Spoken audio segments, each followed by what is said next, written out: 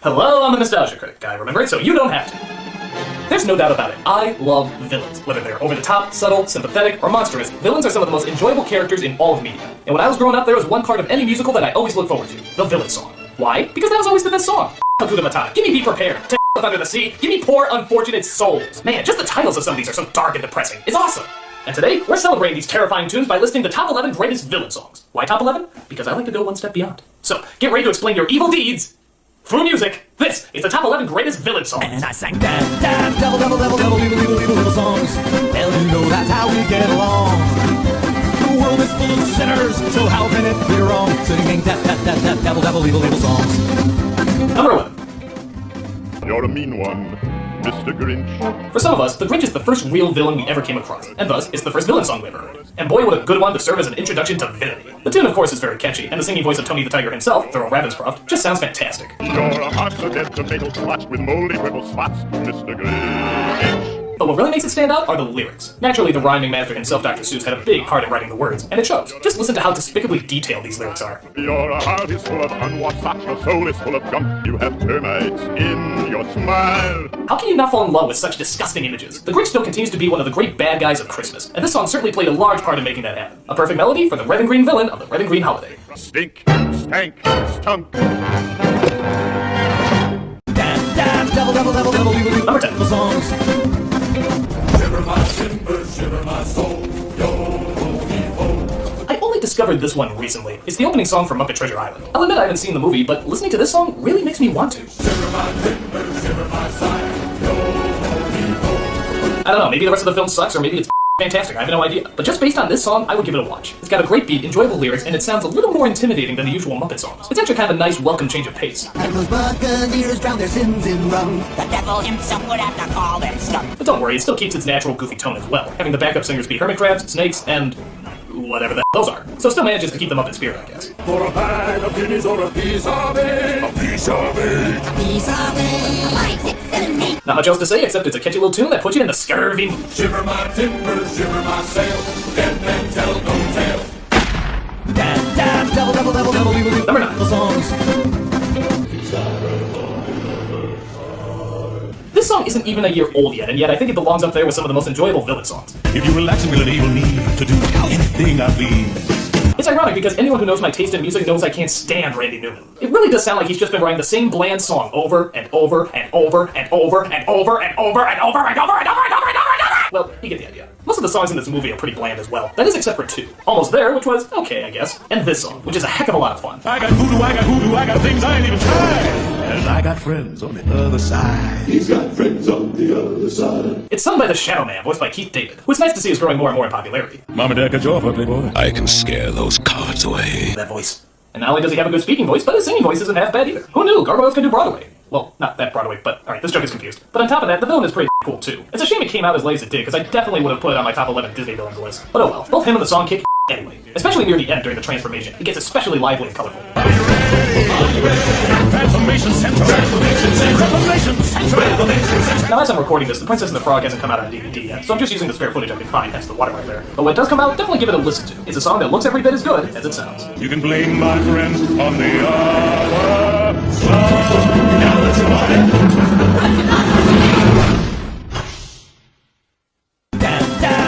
Double, evil Number 8. songs.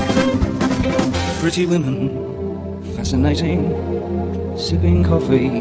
This is a very different kind of villain song. In fact, if you heard it on its own, you wouldn't even think it was a villain song. The barber Sweeney Todd is out for revenge against the judge here because he sent him to prison and stole his now poisoned wife. Years later, the judge doesn't recognize him and goes in for a shave. But first, sir, I think a shave. The closest I ever gave. But rather than Todd just killing him then and there, he enjoys the time building up to the killing, symbolizing his happiness by singing about the beauty of women. Pretty women, Silhouetted, stay within you. glancing. There's a lot going on in the song. The judge is singing about how he's actually going to wed Sweeney's daughter soon, and Sweeney sings about his wife, whom this whole revenge plot is for. Ironically enough, they both have the exact same lyrics. Blowing out the candles, oh, coming out there. They both both sing this very calm, soothing melody, even though they're both about to do the most horrible, villainous things. This is what makes the song work. It's the opposite of the situation taking place, and you can't help but feel the diabolical nature that both these characters have. And knowing the terrible things they plan to do, you can't help but feel the tension and suspense as the song builds to an elegant yet nail-biting climax. Pretty women, sir, pretty women, yes, pretty women, sir, all the pretty women, pretty women. Nice. Number 7. The songs. I'm just a sweet transvestite. I am your dance.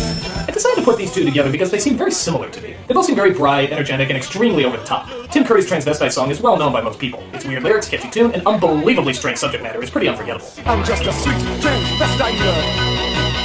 From transsexual Transylvania.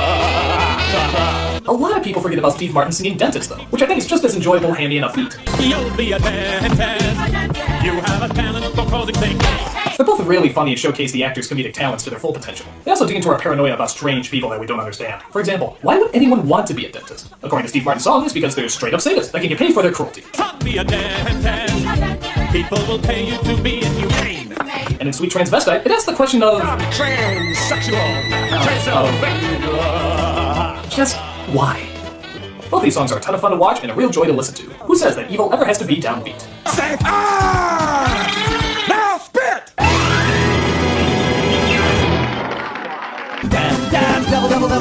Number 6. The songs. Here's another song that's just a ton of fun. I mean, it has Christopher Lloyd singing. Sort of. I was once the most mystical man in all Russia. When the royals betrayed me, they made a mistake. Or talking in rhyme with musical accompaniment. But it's still awesome! Anastasia is often referred to as a cheap Disney knockoff, but we know that isn't true. No, it was an expensive Disney knockoff. And a lot of that is shown in this song. It's upbeat, but it's also very threatening. And on top of that, the theme is so catchy it's almost impossible to get out of your head. In the dark of the night, terror the least I can do. Now here's the funny thing about this song, at least from my point of view. When I first heard it, I heard it on the soundtrack, without any visuals. And naturally, I thought it was awesome. When you hear it alone, though, what images come to your head? See, I think of something out of a Meatloaf cover, like monsters singing, skeletons on guitar, something really, really cool like that. But then when I finally saw the movie, what did I get? She would feel that a nightmares are real. Prancing pink bugs. Fail! But that's just how I was introduced to it. And even then, I still had to acknowledge it's a pretty rockin' song. Even if sometimes the lyrics weren't always top-notch. I can feel that my powers are slowly returning. Tie my sash and a dash of cologne for that smell. Wow, that's really stretching it, guys. Tie my sash! In a dash of cologne? For that smell? Well, whether you like the lyrics or not, it's still a really fun, enjoyable song. And it's well worth the number 6 spot on the countdown. I'm now get fly out of she'll be mine! Number 5. The songs. Come on, you poor unfortunate soul! Go ahead, make your choice. Ursula from The Little Mermaid gives us a crazy send-up to all those in need, making her horrible evil powers look like acts of genuine kindness. Poor unfortunate souls in pain, in need. I like how pleasant and calm this song starts out. It was very slow, almost like a waltz. I admit that in the past I've been a nasty. They weren't kidding when they called me, well, a witch. But by the end, it turns into a madhouse of craziness! You poor unfortunate soul! It's sad, but true. The faster and faster it gets, the crazier and more intense the decisions become. If you want to cross a bridge, my sweet, you've got to pay the toll. Take a gulp and take a breath and go ahead and sign the scroll. It just shows all the power-hungry energy that lies within the character, which of course is the purpose of most villain songs. Just showing off the villain. The song looked great and sounded great, therefore Ursula looked great and sounded great. To those poor unfortunate souls. The energy, the movement, the chaos, this is a great song for a great villain. The boss is on a roll. This poor unfortunate soul.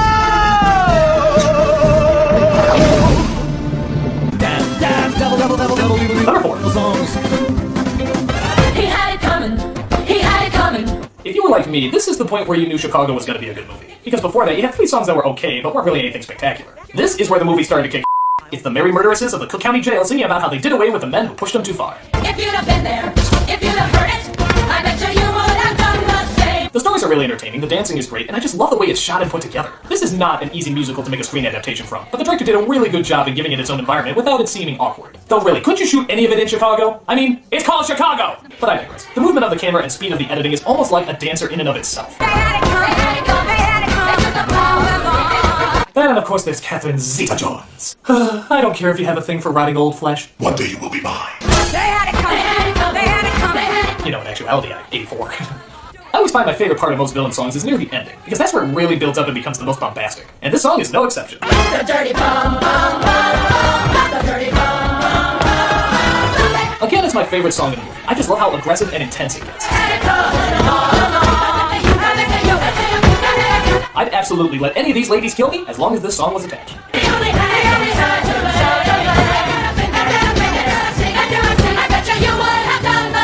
Pop that gum Single one my more hands time. 10 times. Music what Uncle 17. Number 3. The songs. Be prepared. Be Prepared is enjoyably menacing, turning a bunch of slack-jawed hyenas into the Third Reich.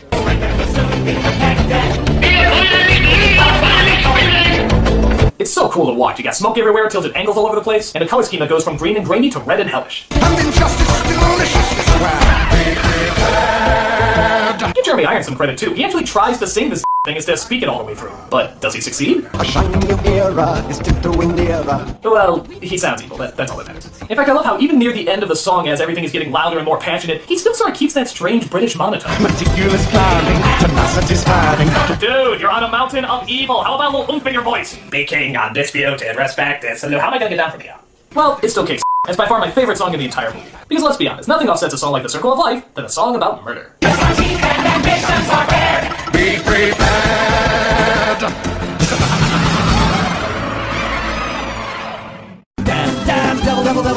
Number 2. The songs. Now, I doubt many of you have seen or even heard about this song from the film Mr. Toad's Wild Ride, but trust me, it's just straight up awesome. If you haven't seen this live-action version of The Wind in the Willows, don't. It doesn't make much sense, it's kind of annoying, and everything talks. Oh, I don't mean like just the animals, I mean everything. The sun, the clock, even the water! The water talks! It's like Pee-wee's Earth! But suddenly hightails into a world of kick when the weasels enter the picture and sing this really cool song.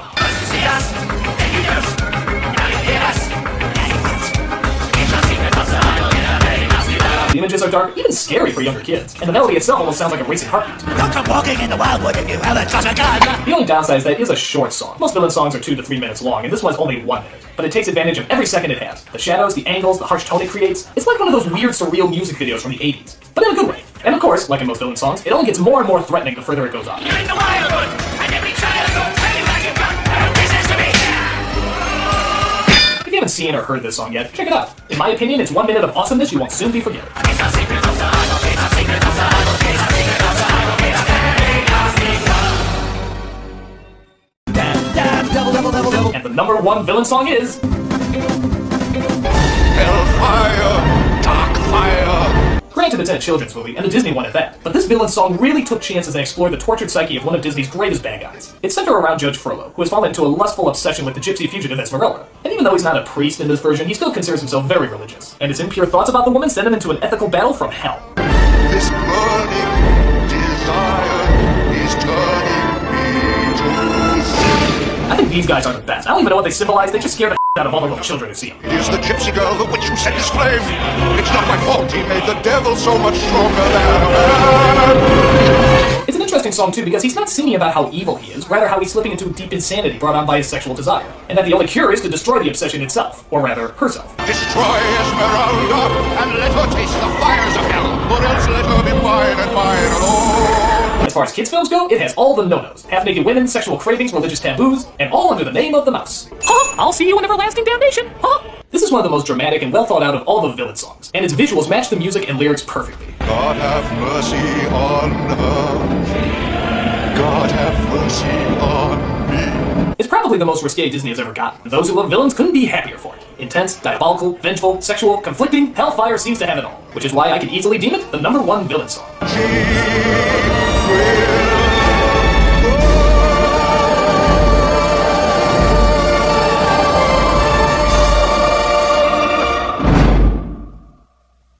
And those are my top 11 villain songs. I hope you enjoyed the list, and next week I gotta look over Quest for Camelot. My only hope is that the songs in that movie are half as good as the songs that I've mentioned here.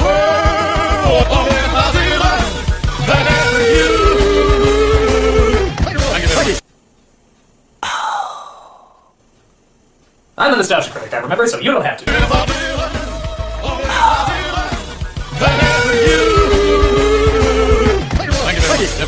You never sung before, have you?